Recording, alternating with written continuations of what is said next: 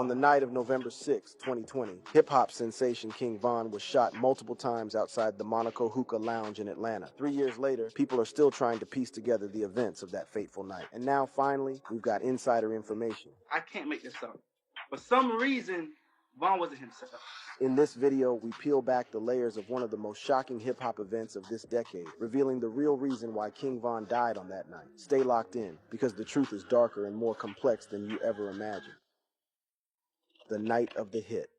On November 6, 2020, at around 2 a.m., an argument broke out between two groups outside the Monaco Hookah Lounge in Atlanta, Georgia. The exact cause of the confrontation remains unclear, but tensions escalated quickly. King Von, always loyal to his crew and never one to back down, found himself right in the middle of the madness. Things heated up fast, and before anyone could blink, shots were fired. The situation spiraled out of control, and within moments, gunfire erupted. King Von was shot multiple times. On-duty and off-duty officers responded swiftly, attempting to intervene and stop the shooting. More gunfire followed as the officers confronted the shooters, adding to the chaos. Despite their efforts, the damage had already been done. King Von was rushed to a nearby hospital by a private vehicle, a desperate attempt to save his life. Unfortunately, he was pronounced dead shortly after arriving at the hospital. He was just 26 years old. To many, his death was a shock. King Von had a promising future, and his sudden death left everyone questioning if there was more to the story. There is more, but to understand what led to that fateful night, we need to look back at the events that unfolded before that night. In the days leading up to his tragic passing, King Von was in Atlanta, Georgia, celebrating the release of his highly anticipated album, Welcome to O'Block. The album, which dropped in late October 2020, was a significant milestone in his career, showcasing his lyrical prowess and storytelling ability. Von's music was reaching new audiences daily, and his star was undeniably on the rise. On November 4th, 2020, Von appeared on DJ Academic's podcast to address ongoing rumors about a feud with fellow rapper NBA YoungBoy. During the interview, Von downplayed the conflict, attributing it to internet speculation and assuring fans that there was no real beef. People told me you and YoungBoy was beefing or something like that. You said something about what happened, Von? What's going on with you, man? They be saying that a lot. It's like we got the same interests and holes and there. You know how the internet will try to make it. Don't tell me y'all got problems over girls.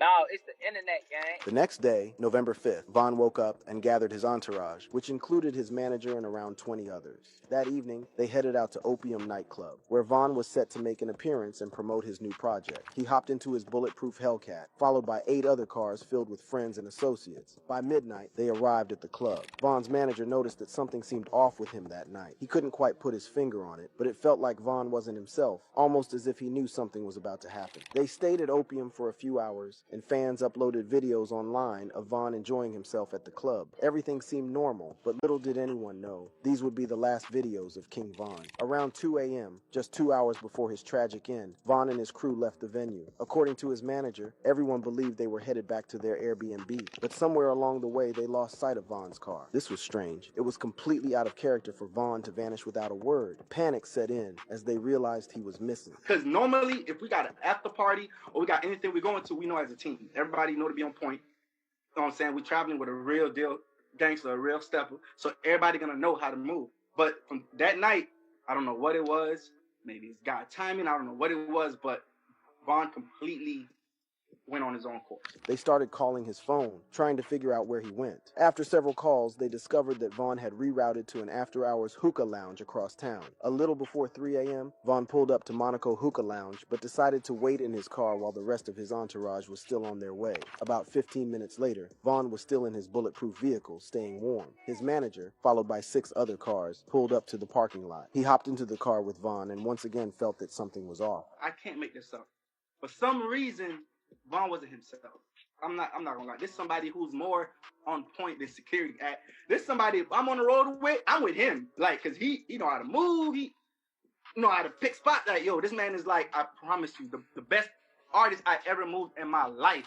They stayed in the car while the rest of the entourage waited in their vehicles due to the cold night. After a few minutes of talking, Von's manager convinced him it was time to go inside. He informed the security team, who then performed their usual checkup to ensure the venue was clear of any threats. With Von being a high-profile rapper, this was standard procedure before entering any venue. Since they couldn't bring weapons into the club, security left them in their cars. Just as they were about to walk in, one of Von's friends alerted him that Quando Rondo was in a car just a few feet feet away. Quando Rondo is a rapper from Savannah, Georgia, and is known for his association with NBA YoungBoy. It's unclear whether Vaughn received a tip about Quando being at the club, or if it was a mere coincidence that they both ended up at the same location. This could have been the reason Vaughn seemed off that night, as he might have known something no one else did. Normally, Vaughn was calm, collected, and soft-spoken, but on this night, he was different, reacting on impulse. He jumped out of his vehicle and approached Quando without a second thought, not knowing if Quando was alone or had backup. In a flash, the two came face to face. Vaughn threw punches at Quando before any words could be exchanged. As the fight erupted, others rushed over. What Vaughn didn't realize was that the white vehicle Quando stood next to had his crew inside. At 3:20 a.m., just seconds into the brawl, a gunshot rang out from only a few feet away, striking Vaughn in the side and catching him completely off guard. The gunman, later identified as Lil Tim, emerged from behind the car and fired multiple shots. Vaughn was hit 3 to 4 times, and his manager was also shot in the leg. So why did Vaughn throw the first punches at Quando?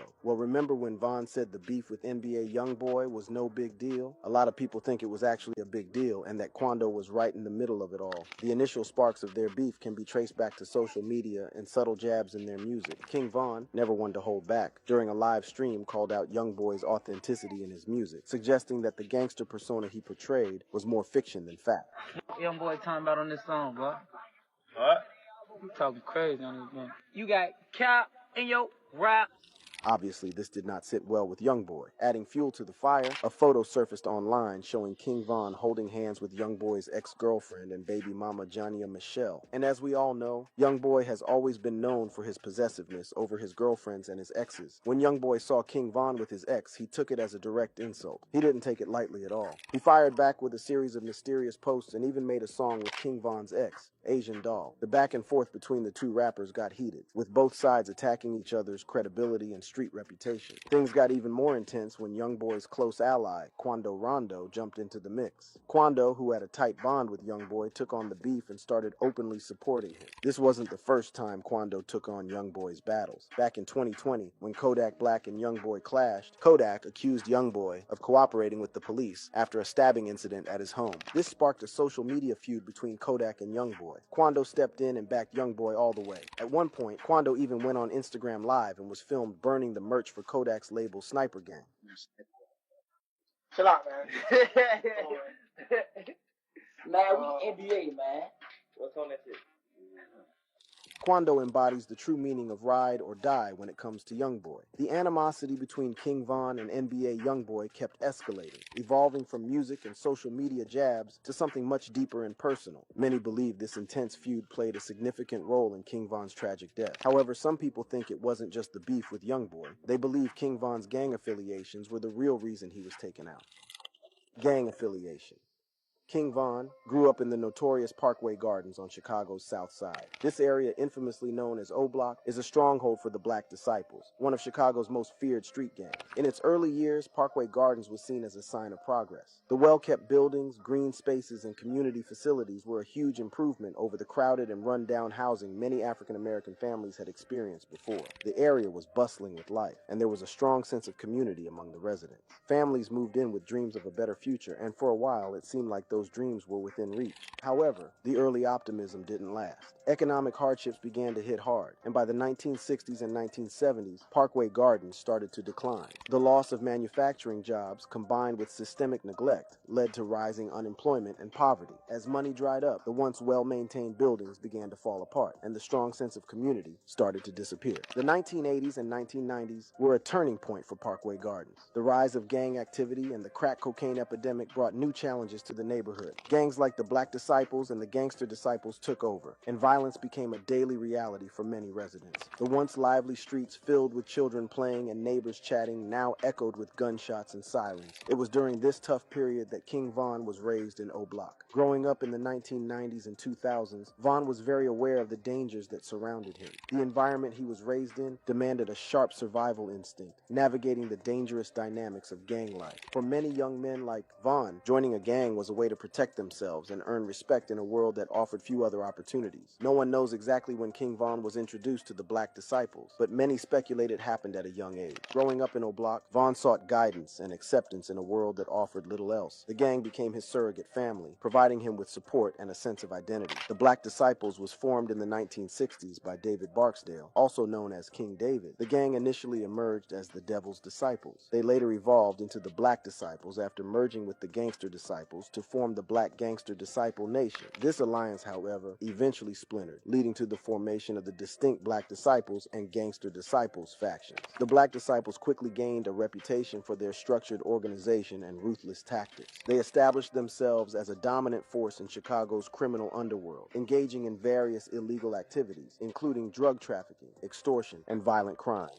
The gang's influence expanded significantly during the 1980s crack cocaine epidemic, which saw them tighten their grip on several Southside neighborhoods, including Englewood and the Robert Taylor home. King Von affiliation with the Blood Disciples gang influenced every aspect of his life, shaping his lyrics, style, and overall persona. In tracks like Demons, King Von delivered gritty verses such as "Talking about bodies, I got a few," 4 plus 3, 3 plus 2, hinting at his involvement in violent activities. While this authenticity garnered him fame, it also attracted trouble. King Von found himself entangled in frequent legal battles and being connected to multiple murders due to gang rivalries. One of the murders Von is speculated to have committed was the killing of Gakira Barnes. Gakira Barnes, known on the streets as K.I., was born in Chicago, Illinois. Growing up in the south side of Chicago, she was exposed to violence and gang culture from a young age. By her early teens, Gakira had already become involved with the St. Lawrence Boys, or STL, a faction of the Gangster Disciples. STL was based around St. Lawrence Avenue, a street that would become synonymous with her name. Gakira quickly gained a reputation in STL for being fearless and ready to get involved in violent activities. She wasn't just another member, she was becoming a prominent figure in the gang. Her notoriety grew as she allegedly took part in several shootings and violent clashes with rival gangs, especially O'Block, a faction of the Black Disciples that King Von was said to be a part of. The rivalry between STL and O'Block was intense, with both sides suffering numerous casualties over the years. One of the most significant events that propelled Gakira into the spotlight was the murder of her close friend, Shondale Gregory, known as Tuka. Tuka was killed in January 2011, and his death became a rallying point for STL. Gakira, deeply affected by the loss, reportedly sought revenge. This desire for retribution fueled her actions and solidified her reputation as a feared and respected member of STL. The relationship between Gakira and King Von was a complex and multifaceted one, marked by a blend of rivalry, mutual respect, and moments of unexpected friendship. Their interactions, primarily conducted through social media, provide a window into the contradictory nature of their connection. Their first significant encounter occurred on September 25, 2012, when they ran into each other on a local train ride. The encounter quickly turned physical, with Von landing several punches to Gakira's face. This altercation set the stage for a series of interactions that would oscillate between hostility and a strange form of mutual recognition. Following the train incident, King Von took to Twitter to boast about the altercation, claiming that an opposing gang member got caught off guard. Gakira responded by mentioning her injuries and threatening Von with her .40 caliber firearm. This exchange marked the beginning of frequent social media interactions between the two. Von supposedly showed a fondness for Gakira, even urging her to leave the gang life. However, Gakira's closest friend was skeptical, thinking Von's motives were not genuine. There were fears that Von's affection might have been a ruse to harm her, rather than a true display of care. He wanted to be her boyfriend.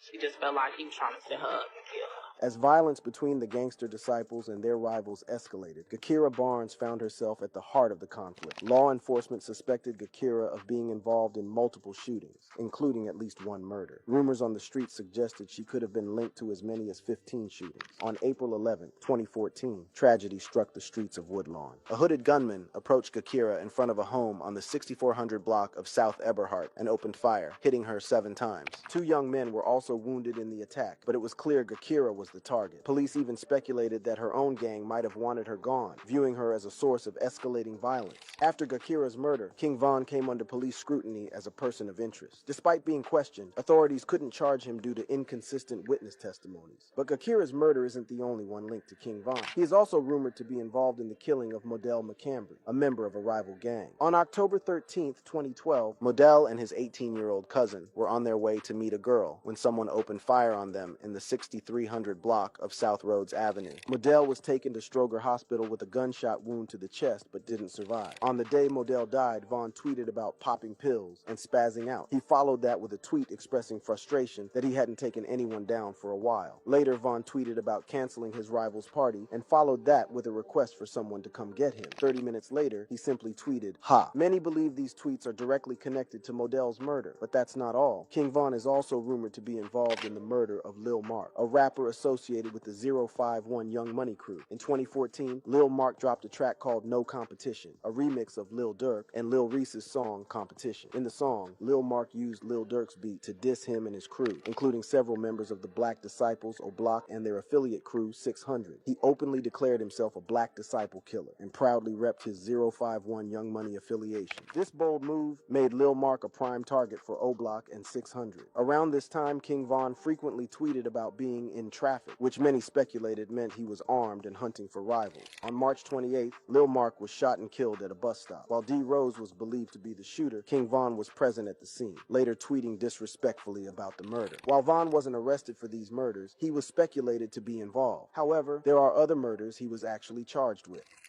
Criminal record.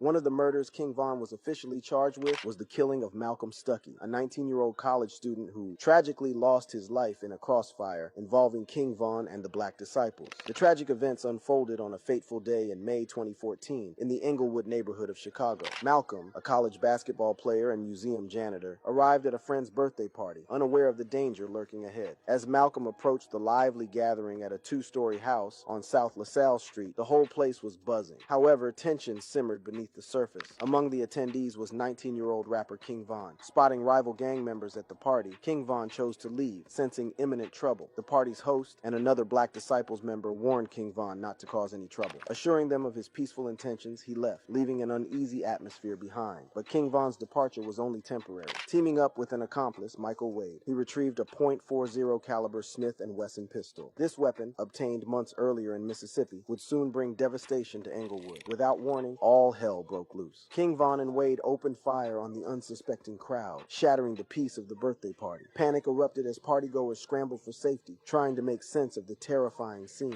Malcolm Stuckey and another man tried to flee down LaSalle Street, desperate to escape the bullets, but fate had other plans. Both were hit by the gunfire. Their lives changed forever in an instant. Tragically, Stuckey was fatally shot in the head, sealing his fate on that fateful night. It didn't take long for investigators to piece together the events of that tragic night. Witnesses came forward, providing crucial information that quickly led the authorities to King Von and his accomplice, Michael Wade. On the day of their arrest, law enforcement officials apprehended King Von and Wade. The charges against King Von were severe: 1 count of murder and 2 counts of attempted murder. Wade, already facing charges before Von's arrest, now faced upgraded charges including murder and 2 counts of attempted murder, further solidifying the case against him. During initial interrogations, King Von remained silent, refusing to cooperate with the police. Michael Wade, however, initially agreed to testify against his friend, offering detailed accounts of the events leading up to and following the shooting. This cooperation seemed like a significant breakthrough for the prosecution. During the chaos, Wade confessed to firing his weapon multiple times, targeting one of the victims. The magnitude of the violence was clear, with over 20 shell casings recovered at the scene, a stark reminder of the devastation they caused. As the trial progressed, a significant twist occurred. Michael Wade withdrew his promise to testify against King Von, leaving the prosecution scrambling to salvage their case. Without Wade's testimony, the prosecution's case weakened considerably, and the defense seized the opportunity to argue for King Von's innocence. King Von and Michael Wade were both acquitted of murder charges. However, Wade was convicted of aggravated battery with a firearm and sentenced to 28 years in prison. But that's not all. King Von was also charged and taken to court for the shooting of Alexander Witherspoon. This event happened on February 5th, 2019.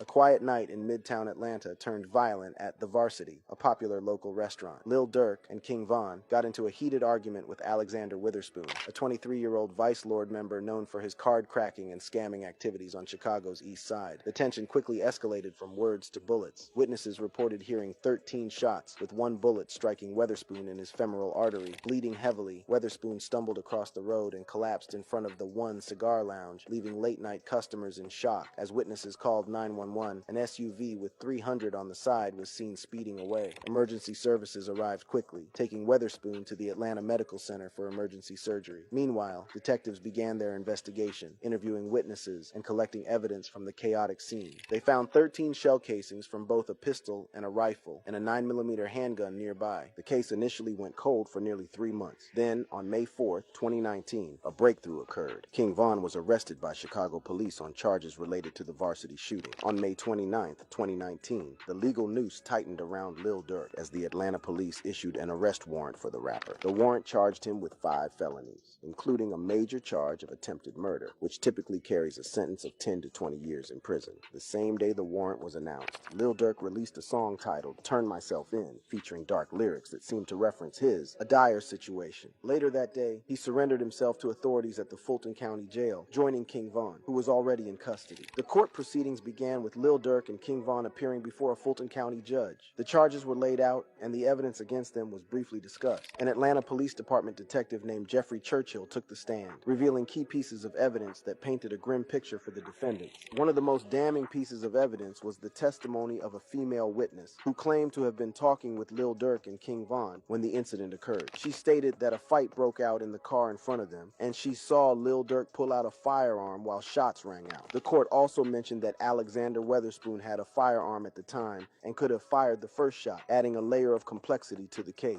Another critical piece of evidence was the alleged surveillance footage. The footage reportedly showed an arm, rumored to be Lil Durk's, hanging out the window of a gray and red camo Trackhawk with 300 plastered on the side, firing a firearm. You see Mr. Banks' arm out the window firing several shots at the victim. Prosecutors described the case as gang-related and even flew a Chicago police captain to Atlanta to confirm that Lil Durk and King Von were documented members of the Black Disciples. The courtroom was tense as these revelations unfolded, painting a picture of a violent and chaotic night that had far-reaching consequences. At the end of the hearing, it was determined that Lil Durk and King Von would remain in the Fulton County Jail. 6 days later, prosecutors submitted a request to Fulton County Judge Kevin Farmer to deny Lil Durk bond, arguing that the charges were too serious. However, Judge Farmer rejected the request, granting Lil Durk a $250,000 bond due to his cooperation and lack of flight risk. The conditions included wearing an ankle monitor, following a strict curfew, and staying away from firearms. Lil Durk was released from jail that night, and King Von followed the next day on a $300,000 bond. The charges against Durk were dropped in October 2022. Lil Durk chose to slow down and focus on his music career, channeling his energy into creating new content and staying out of further legal trouble. King Von, however, continued to live a fast and dangerous lifestyle which led to his death. The exact reason for King Von's death remains a mystery, but one thing is clear. He made far too many enemies to have lived into his old age. Nah, man, it just wasn't possible. That's it. Thank you for watching. If you enjoyed watching this video, click on one of the boxes playing on your screen to watch more similar content.